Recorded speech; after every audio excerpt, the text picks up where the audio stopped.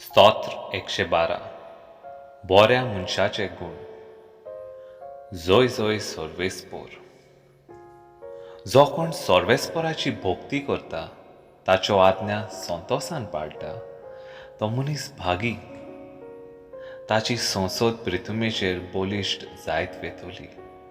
प्रमाणीक मनशाची संसद सुदैव. ताच्या घरांत धन आनी क्रेस्काय ताचें प्रमाणीकपण सासणांक तोखतलें. बोऱ्या मनशांक काळोखांत उजवाड कसो तो पोरजोळटा, कित्याक तो कोनवाळो, दोयाल काळजाचो आनी सुगुणी.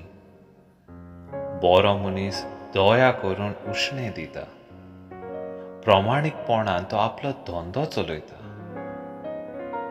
बरो मनीस कदीच हालचो ना, ताचो उगडास तोखतलो नितेखाळी.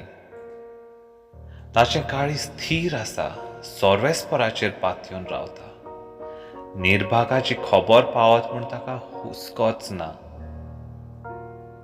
तो आपलें काळीज घोट दवरता, ताका भिरांतूच ना. अखेरेक आपल्या दुस्मानाचें घोट्टान जाल्लें पळोवन तो दादोशी जातलो. सोदोळ हातान तो दुबळ्यांक वांडटा.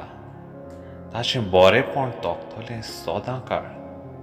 चड आनी चड मान ताका मेळटलो.